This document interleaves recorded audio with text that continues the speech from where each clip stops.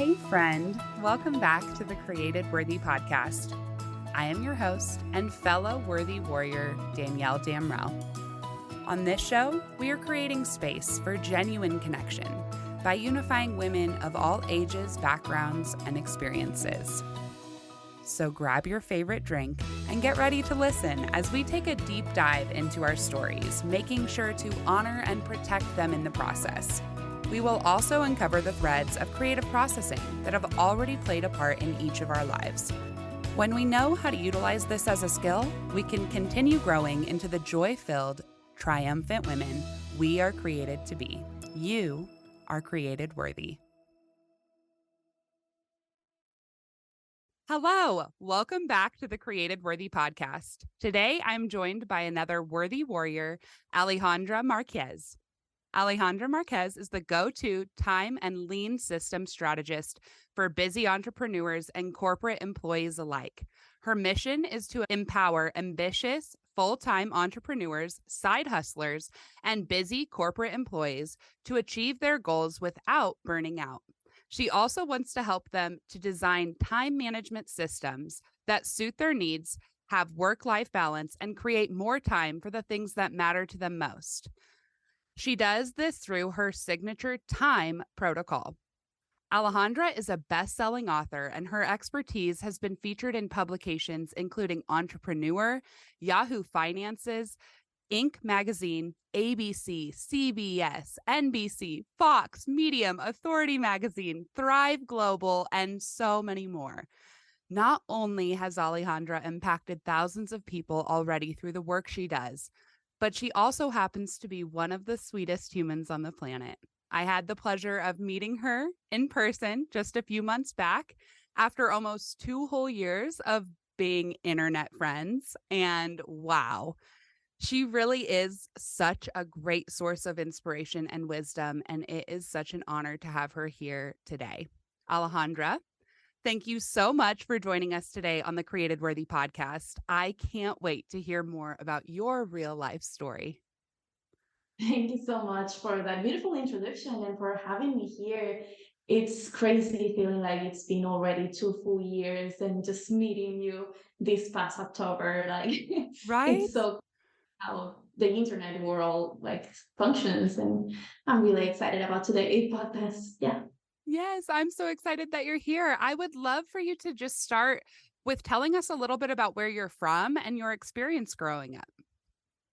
Okay, well, this is a long answer, I think, but I'm actually from Venezuela. I grew up in Caracas, and when I returned 18, I moved with my family to Spain. I lived 8 years in Barcelona, and now I'm living in a beautiful island in the Canary Islands in Tenerife.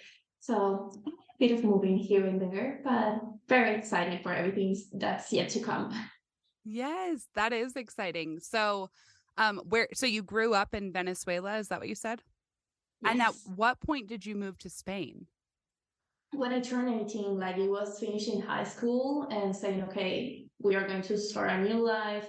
We are going to, well, my parents wait for me to finish high school so I can start fresh at university and not kind of break a cycle in the middle of it. So we just say, hey, it's your turn to go to university. Let's move.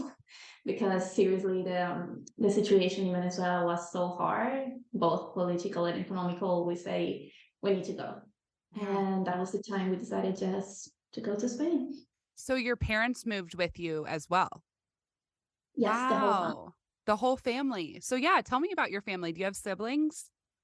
Yes, I do. I have, I will say, quote unquote, little brother, because he's younger than me, but way taller than me. Yeah. So, Isn't that weird how that happens? yeah, it feels so weird saying he's little, but yeah.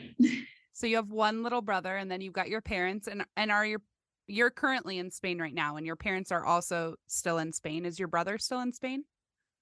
No, he's right now in Portugal. He's a football player, so he travels a lot. Last year he was in Italy, this year I'm in Portugal. So I get to know a lot of places thanks to him. That's awesome. Oh my gosh, so much travel. I You are already like just from the few conversations we've had, I'm like, oh my gosh, I want to travel like Alejandra does. You seem to see so many different places and go so many different have so many beautiful opportunities, which I would love actually to jump into. What before we get into what you do now, what did you go to college for? Yeah. So when I started university, I really wanted, like, all the time I had this thought in my mind that I wanted to become an entrepreneur someday.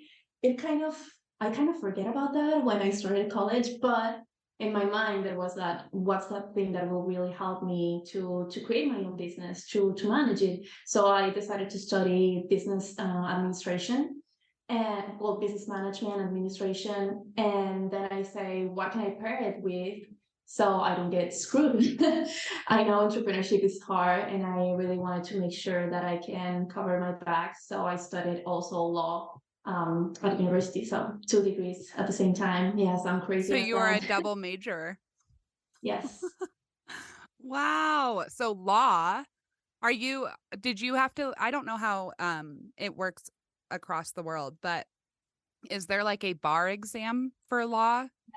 Yes, there is a bar exam here, and you also have to go through a master's to be able to be a lawyer in here. So it's not only the college; it's then a master, and then you go to the bar and start being a lawyer. So I did that. I took my master in law, and then, well, thinking my family, you will discover during this conversation that my family is my number one motivation. I decided that I also wanted to study sports law, just in case I can help my brother somehow. So I had two masters as well. That is incredible. So at what point did you decide did were you working like as a lawyer for any point of time? You were? Yes and no. Okay. As I said, since the beginning, I feel like I had everything so clear in my mind. I didn't want to just jump into university and study and not doing anything else. So I decided that I also wanted to gain that real life experience. And I started working in notary offices, like seeing how that work. And then I was in one of the biggest law firms in Spain in litigation. So there were a lot of cases, international cases, a lot of English, which you can tell I like. And then I just decided that I wanted to do something different. I also was a criminal law professor, so I dived into a couple things. Even if I like it, I knew that that was not the life that I wanted to have for the rest of my life. So yeah, I just did a couple things. Yeah. So you tried it. So then let's talk about how you ended up as a time management specialist. How in the world did that all start? Well, everything started, I feel like it was right when the pandemic hit. I felt like that was the perfect time for me to sit down and say, what do I really want? Do I really want to? Because I was just graduating for these two masters, and I was about to jump into a law firm. I got the offer. I was ready to jump in as a junior, and I was like, is this what I truly want, or do I want something else out of my life? And I say, hey, let's try something else. I saw a couple of friends. We actually met the same mentor through this friend. So I saw this friend doing coaching, and she was very happy, like 100% owning her schedule, traveling. And I was like, this was interesting. I never thought this was possible. So when I sit down and I ask myself, how do I want to help people? Like, what's that thing that people always ask my advice for? And it was, how do I manage to do it all? I'm a multi-passionate person. As I told you, I was studying these 2 degrees, working 2 to 3 part-time jobs at the same time. I love languages. I feel like my passion for traveling comes also from the passion of learning new languages.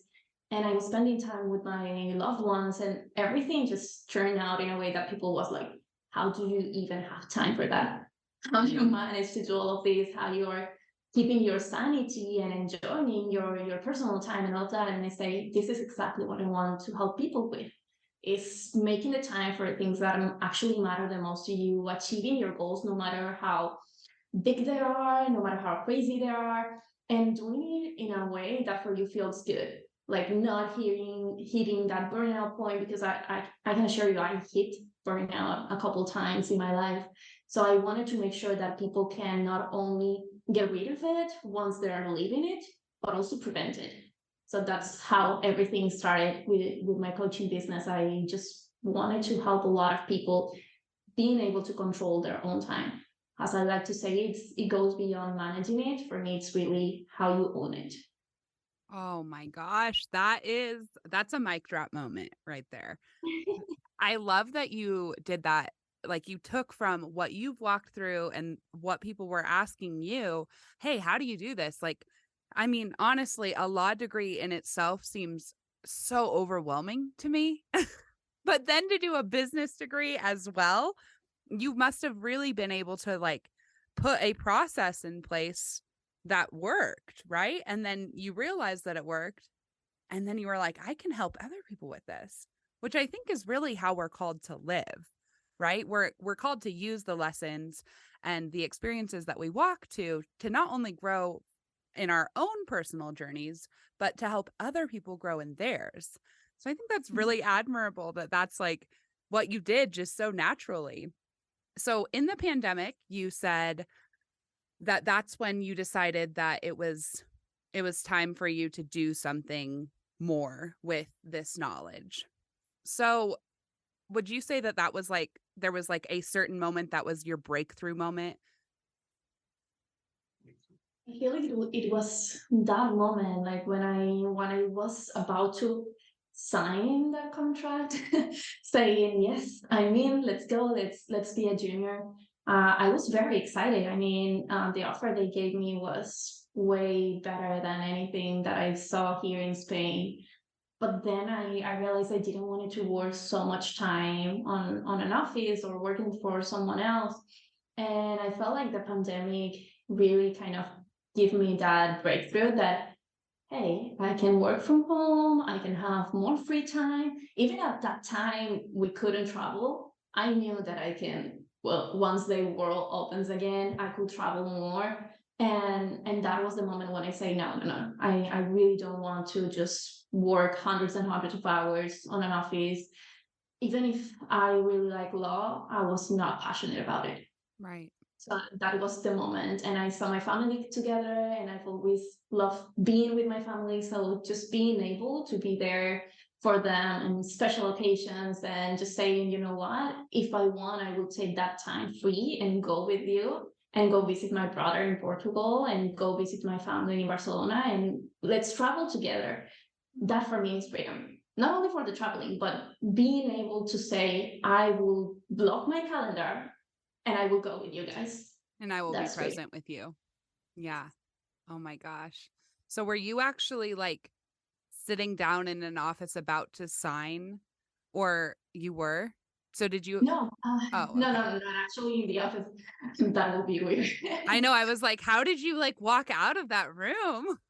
No, actually, I already had accepted the offer. I just needed to send back those documents, and I Okay. had to call that person and say, "Hey, I really appreciate it, but I got something better. I know I got something better.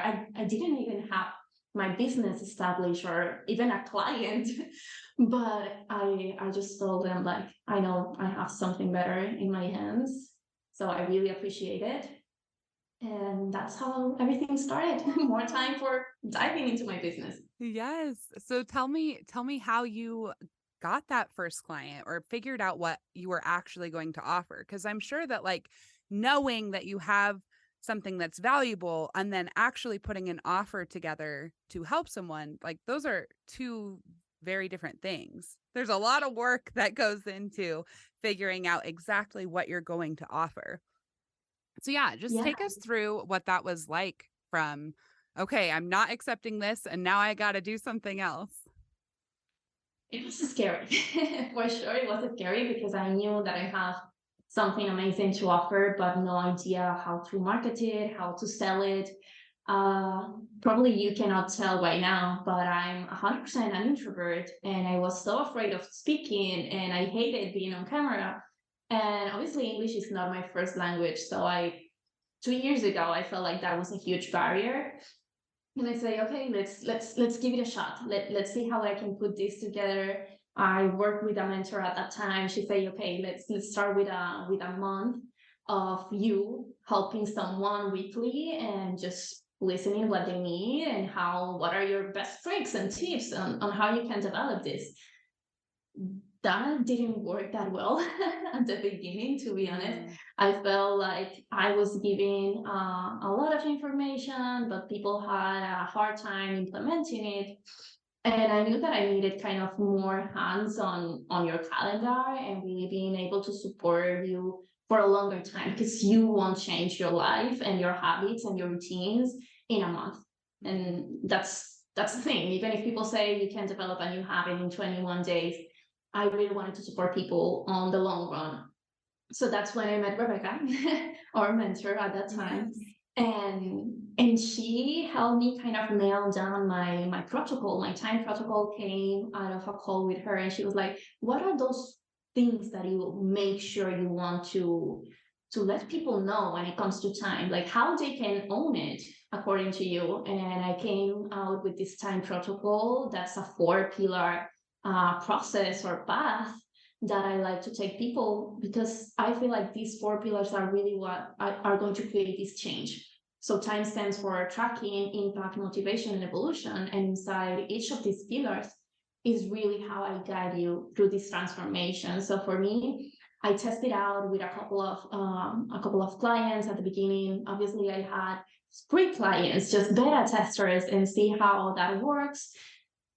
In here, another revelation that I got is, yes, you can get a lot of feedback from beta testers and gain that confidence, but they won't invest that much time and dedication into your work. Yeah, And because that was hard for me. you put your money, like when you invest something financially, you show up. When you don't Yes. have any financial, yeah, then it's hard to get people to show up and to take what you're offering seriously, because there's no consequence, for lack of better words, for them if they don't do it. Yeah. Yeah, that for me was a really hard realization, because every time that I got a course or a program or something for free, I was so grateful. I was 100% in it. Like, seriously, every time that I got the opportunity to work with someone for free, I'm like, let's make the most out of the experience. And seeing the other side of that of that coin, people just not showing up because that was free. They didn't have this financial commitment to it. They didn't have the pressure in it. So I decided I needed to start charging, even if it was a little, and see how that works. I did saw a better improvement in there, but again, if it's not really a true commitment for you, you still are not invested enough into the process. So kind of seeing that helped me develop a better package, let's call it this way. So you can feel like, okay, it's at least a 3, 6, 12 months process. You know you're going to be committed to it. This is how we're going to be working. This is all the things that you need to do. And I'm here to hold you accountable. And the other thing that I always say is, you need to be honest with me. If Mm. I told you to do, if I told you to, if I tell you to do something and you didn't do it, please tell me that. We need to figure out why Yeah. you didn't do it. Don't say, yes, I did it, it went great, if you didn't, because otherwise you won't make that progress.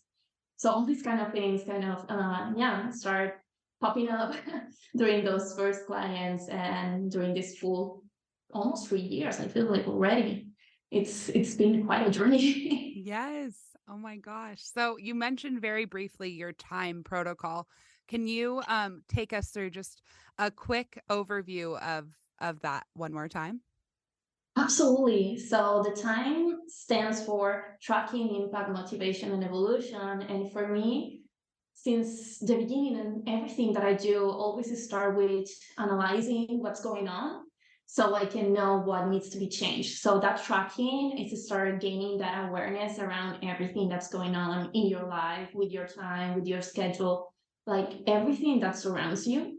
Because if you want to get to point Z, you need to know where you're standing, what point A looks like. So that's why that awareness is something I make sure everybody if you're studying absolutely anything, it's not only for my program, it's not only for my process, it's for everything that you're doing in life. Please start with analyzing, reflect a little bit on everything that you're currently doing. Then the second phase, the second pillar is impact. And this is all about your habits, your routines, your mindset. It's so important to dive into your mindset because our thoughts are the ones that influences everything that we do. So how you think about implementing a new habit or a new routine if your mind is not into that? How you expect to wake up at 5 a.m. if you completely hate it? And by the way, I'm not part of the 5 a.m. club. I never recommend doing it if you don't like it. So these are the kind of things you need to start seeing. And the other thing about the impact is I didn't want this to be a quick fix. I really don't want to help people like, yeah, be more productive because you need to deliver something in a month and then you forget about it, or hey, let's implement this and tomorrow you stop doing it. I wanted this to be long lasting. And that's where I feel like really impact was the word for it. It's making it long lasting. This is for your whole life. Your time is your whole life. So that's why I really wanted to make that pillar number 2. Then we go to the motivation because yes, it's amazing having big goals, big dreams, but if you're not motivated enough with the right motivation, you won't do it. Again, you will wake up and say, oh no, I'll start tomorrow, I'll do it on Monday. Yeah. Let's wait till New Year. Like this is the moment where everybody starts like, yeah, I have all these resolutions, I have all these amazing things. But how you are going to back it up every single day? What's that motivation? And inside this pillar, what I help people with is really defining that internal motivation. It's not only about rewards and punishments, because that's what society has taught us, but what's on your inside? What will really drive you from the inside to get to where you want to be? What's up, everyone? It's Morgan, the producer of this beautiful show and also the host of the Half Hood, Half Holy podcast. Just jumping in here with a word from our sponsor. Hey there, friend. I'm Danielle Damrell, and for so long, I thought my brain was broken beyond repair. I could identify all the problems with my life, but I didn't feel like I was actually capable of fixing them. After 12 plus years of intensive therapy, I realized that there was never going to be a quick fix. The solution lied in showing up to check in and care for myself. Time where I set intentions like processing who I am at my core and processing what it would look and feel like to be fully present in order to authentically connect with my family, friends, and my community. Healing doesn't happen overnight, and everyone's journey looks different. Developing resilience happens through continuing to persevere in the hard times and finding peace and joy in life, even when you're walking through an overwhelming, confusing, or even downright scary season. This realization is how I discovered creative processing, a method that combines many coping skills and mental health tools into a tangible action that has immediate grounding effects. And the best part? You're probably already doing it. But now, I have finally found a way to show you how to utilize it as a skill in your everyday life. I would like to invite you, yes, you, to join me on the evening of January 17th at 5:30 Mountain Standard Time for a free creative processing workshop. Our intention is going to be to process you. I will take you on a journey of what it looks like to actually put creative processing into action. Taking time to process who you are at your core is not selfish. In fact, think of this as a whole new way to practice self-care, a way for you to dive into your subconscious and draw out all the ways that you are uniquely you in order to create space in your fast-paced life to dream and overcome all the creative and emotional blocks we all face all the time. Sometimes we just need a little guidance to bump us back into living in alignment. So come, bring your favorite pen, download the guidebook that I've created just for you, and let's process through creating together. I want to take a minute to speak directly to any mamas for a second. As moms, we don't always feel like we have the right to slow down. But the truth is, your mind, body, and soul needs you to slow the frick down. You need time to check in and care for yourself. So schedule a babysitter or put your husband on kid duty, because I promise this is an opportunity for you to fill your cup. All right, everyone. The link to register is in the show notes. Save your seat today, and I'll see you there. Hi, everyone. It's me again. I just want to say I've actually been through this workshop twice now, and I am not the meeting/workshop type of person. And she's not lying when she says this will really help you connect with yourself. Not only that, but I have experienced how close my connection with God can actually be when I just take time to really focus in on me. So just give it a try. What's there to lose? Also, if you haven't already, make sure to check out the Half Hood, Half Holy podcast, where Danielle and I take nothing serious except for our love for the Lord. It's a pretty explicitly Christian comedy podcast, so make sure to listen if you want to laugh a little. Okay, back to the show.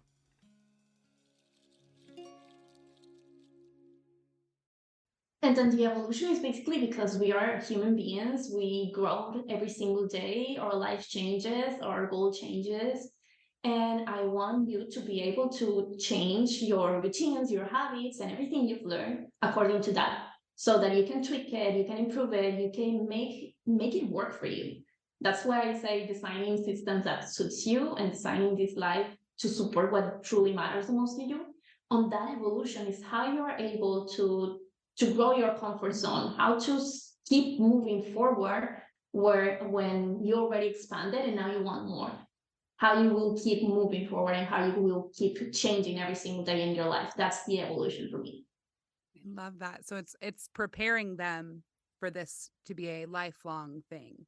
Yeah. Exactly. It's So that they designing can this continue to grow and continue to evolve. And it's not just like, okay, now you're done. Good luck. Yeah. life. I love that. Oh my gosh. So in your bio, it mentioned that you have been in a lot of different publications. What did you do? At what point did you start like pitching and talking more publicly about this to news agencies and all of the different places that you've written and spoke about this It's specifically?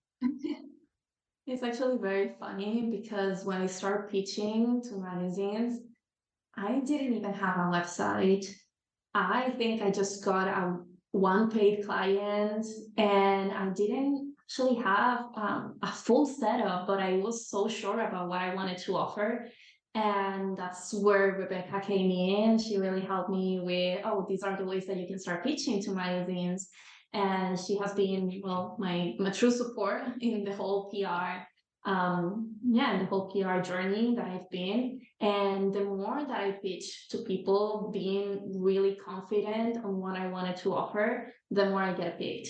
And then when people pick me, I was like, holy shit, this is true. Like I'm the expert. I know what I'm saying. I know what I'm doing. This is valuable, because if they wouldn't feel like it's valuable, it would be hard for me to say, oh, maybe I need to change something. But seeing that other people recognize the value on what I wanted to help people with is like, okay, yes, people need this. So I'm on the right track. I will keep moving forward. I will keep pushing and developing this. And then more press came in. I started to pitch into more and more press, to podcasts. I love doing podcasts like this. Yeah. Even if at the beginning I completely hated it, like seriously, I won't say I loved it at the beginning. I didn't. I got TV press, and when I launched my book, that's when everything kind of exploded. Over 300 publications this year, thanks to the book. And that for me, it's insane. I never ever dreamed about being on a magazine or being on TV. I was like, that's so out of reach. And now seeing everything that I achieved on these 2 years is like, oh my God, this is huge. It's a dream that I never knew that I had. Yeah, you did it. You did it. You wrote a book, which is so like you are such an inspiration. I know one day I would love to write a solo book. I've helped guide 2 groups of authors through collaborative books, and I'm actually going to be guiding my 3rd group of authors in the beginning of 2023.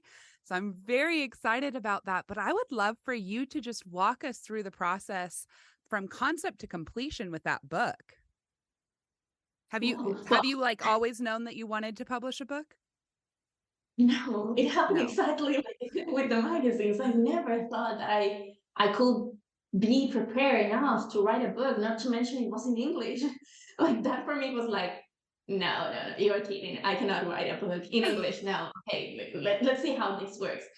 So the whole process was really just following a very robust system that someone gave me that had already published and been in becoming a bestseller, but by following this step from someone who already did it. Like that's the number one thing that I say, oh, now I'm getting interested into publishing a book. Who already did it? Let me find their help. Let me follow that process and see how that works. And then I know that you're all about the creative process. Yes. And this for me was a revelation because I never consider myself good enough like to put out all the words for a book. Like, yes, I can write amazing essays. That's what college taught me. That's what high school taught me. Yeah. I can write essays that hundreds of pages long. But a book, it had to be something that really deliver a lot of value. I wanted it to be short. I don't want it to be 500 pages. I want it to be concise, very lightweight, so you can have it in your purse and read it anywhere. So being concise and putting all my process and my thoughts into this little book has been one of the most amazing experience that I had. And I had to make the time for it. So it's really what the most creative time for me. Am I going to write a book at 2 p.m. after lunch? Hell no. Right. You You'll have to prepare never for that. Exactly. You're not going to be creative or being on the mood right after eating. Like you get that down. Yes. Or at 10 p.m. at night, if you're completely wasted, if you're done with the day, that's not your most creative time. And in here, one of the best advices that I can give to anyone is gain awareness, really get to know yourself and what are the times that you're the most creative for anything, for your book, for your painting, for your pinches, anything that you want to do. What's the time on the day that you feel like you're really creative, intuitive, like you can get into it and flow for, I don't want to say for hours, but sometimes it is like that. So Yeah. I sat down and start trying and error, seeing what worked best for me in the morning, in the evenings. And I kind of figured out that for me, I really had a lot of thoughts at night, like intuitive ideas, but not the whole writing itself. Mm. So at night, I just bring down everything that came to my mind. And in the morning, after doing my morning routine, that's when I sit down and start writing the whole thing. And it was so easy doing it that way for me. It was like, I have the creative space and now I'm into doing mode. And that's how I feel like it really helped me get it done in 2 months of writing, I think it was. Wow. You wrote it in 2 months. That's incredible. I love that. That actually, I think, really well ties into what you told me your favorite quote was, which is change your thoughts and you can change your world. And that also plays into creative processing, which I think you've heard me talk about creative processing at various times throughout our friendship. But just a reminder, creative processing is a tool that we can all use to activate our creative mind to process through a certain intention. And you stated that planning and organizing were your top creative processing methods, as well as music, which we'll get into in just a second. You just shared a little bit about your process of like taking it from planning to execution, right? And the thing that makes creative processing special is one, that we're all already doing it. Just most people don't yet realize the power of setting a clear intention to accompany how we're already choosing to create. But when you set that intention, you're utilizing creative processing as a tangible tool or coping skill to bring clarity, hope, renewed excitement, or whatever positive feeling you're seeking. So, the difference between creative process and creative processing is that a creative process results in a beautiful end result. Your focus is making a beautiful end result.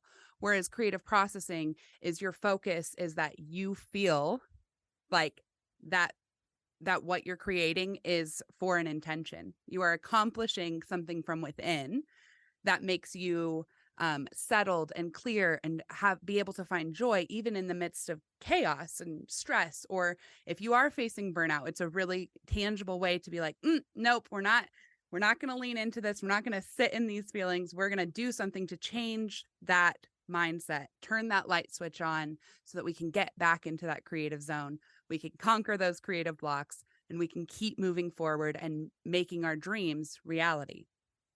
So one thing that I just quickly put together for you with your love of music is that for you, you could use a simple prompt like the purpose of dancing and singing, because that's what you said you love to do, is to process your growth or your relationship or your friendships. And when you go into something like, I'm going to dance and sing right now just to process my growth. And just in case you or any of our listeners are interested, I have a bunch of creative processing playlists on Spotify for all different types of intentions. One of my favorites is I'm a strong ass woman.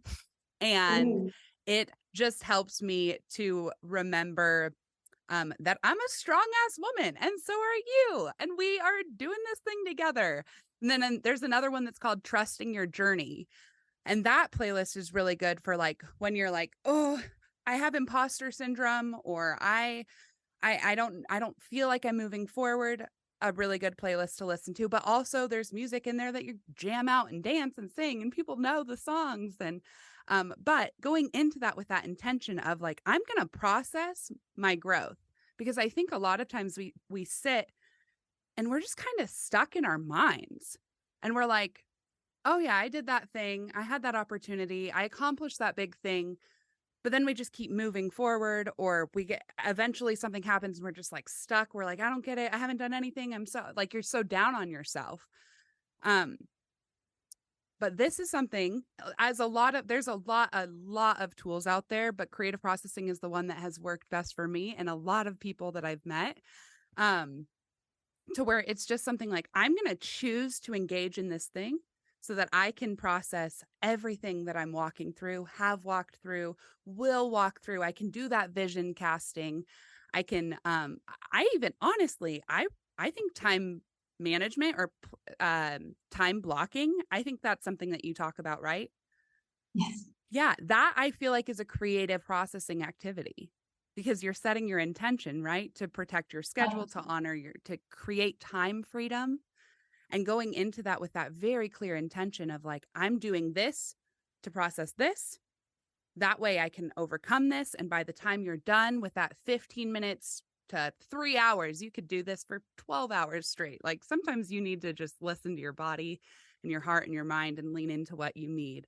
But however long it is, there's always a change. That's how our minds work. It's that slowing down to speed back up type of thing. Yeah, I love that. I mean, I've never thought so much about this creative processing and the difference that you just mentioned. It's really like, oh, okay, yeah, absolutely. I will absolutely start thinking more about that.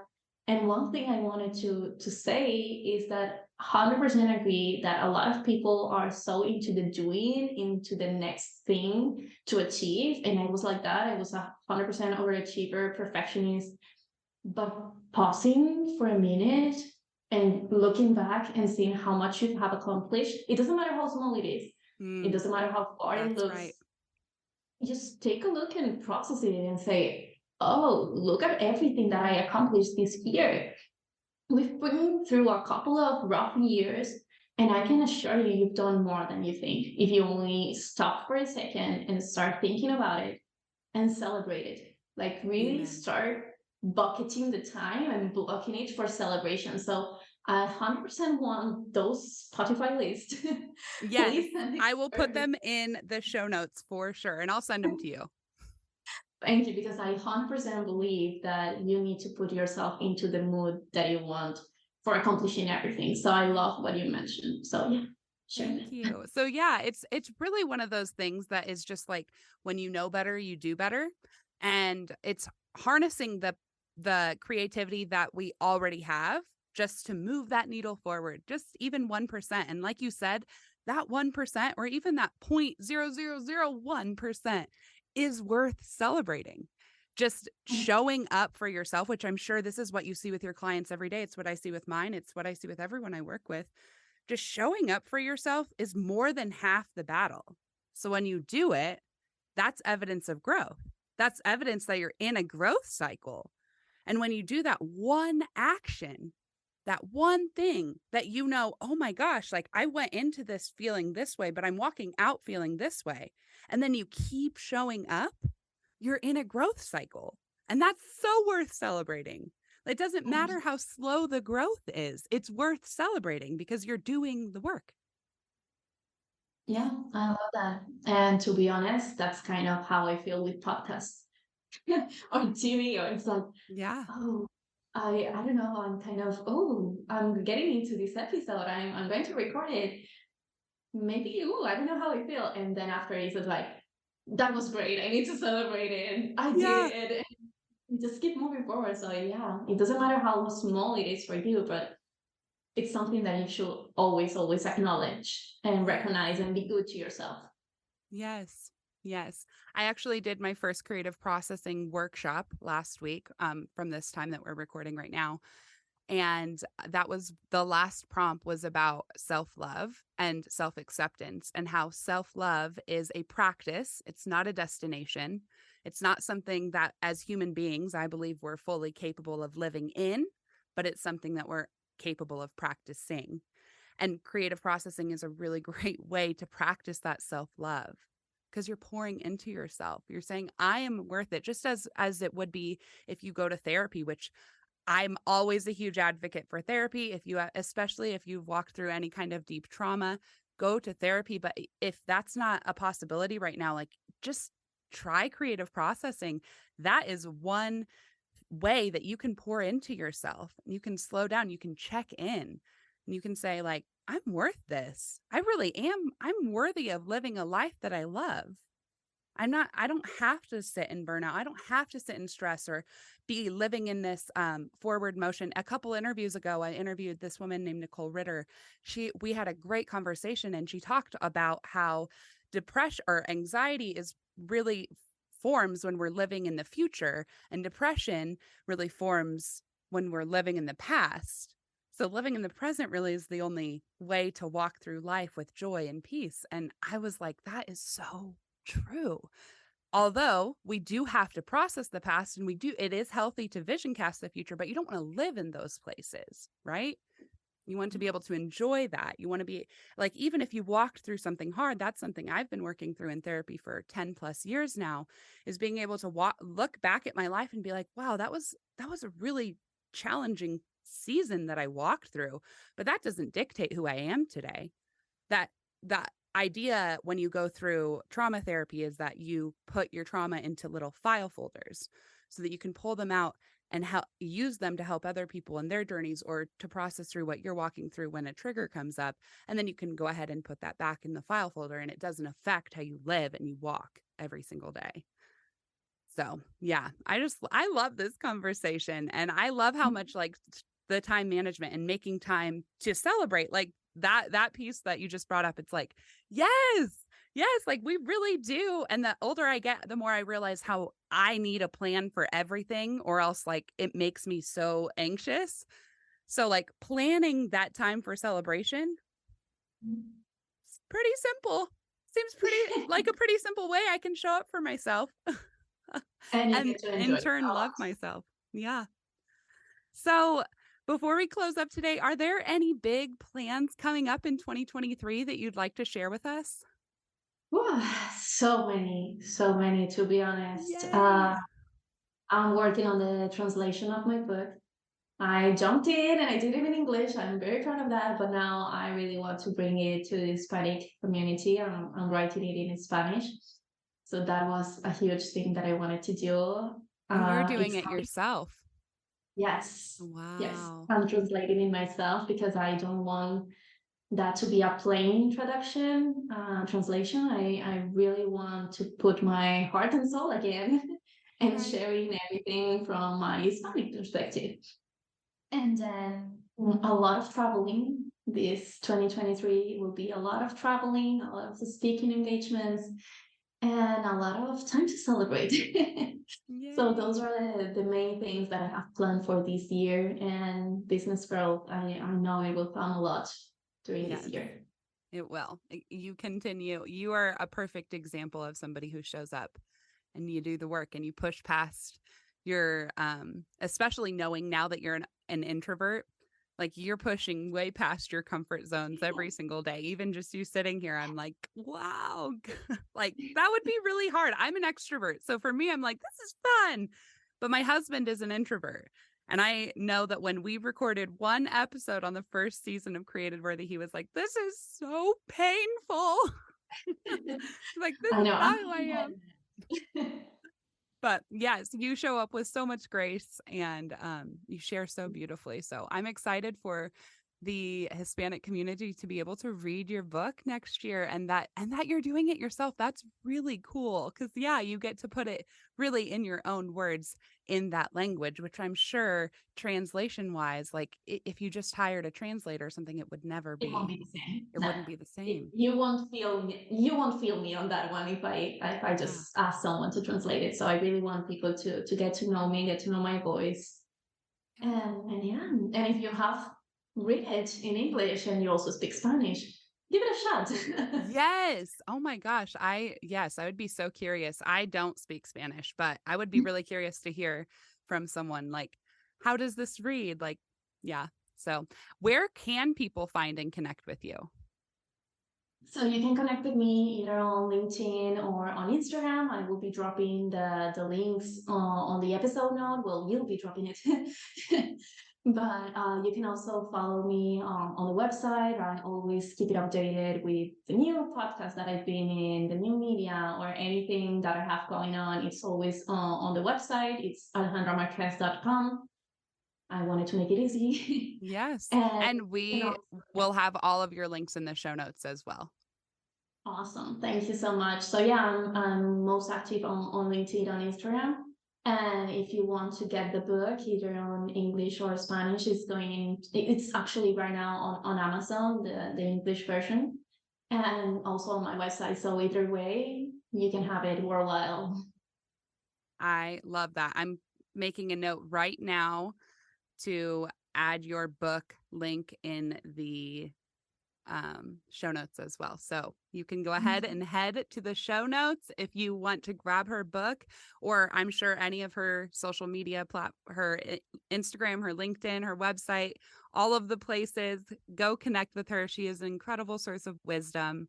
I am so grateful to have spent time with you here today and for your courage and vulnerability to share your story. Keep guiding other women towards the freedom of truly enjoying their time, accomplishing big things, and experiencing life to the fullest. You, my friend, are created worthy.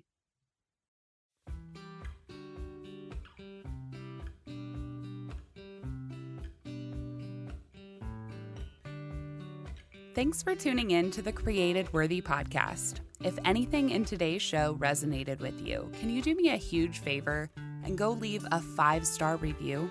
This helps more listeners find the show, and it also expands the impact, messages, and stories that are shared here. All the links and guest information are in the show notes. If you're on social media, I want to personally invite you to continue the conversations about these important topics that we're talking about. You can find Created Worthy on both Instagram and Facebook by just typing in Created Worthy Podcast. Can't wait to talk to you soon, friend. And don't forget, you are created worthy.